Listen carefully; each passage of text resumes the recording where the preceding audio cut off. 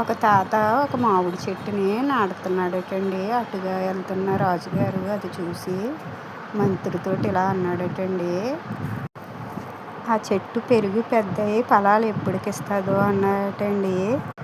రాజు మంత్రిని ఆ తాత దగ్గరికి వెళ్ళి నీకు కావలసినన్ని మామిడి పళ్ళు మేము ఇస్తామన్నారటండి.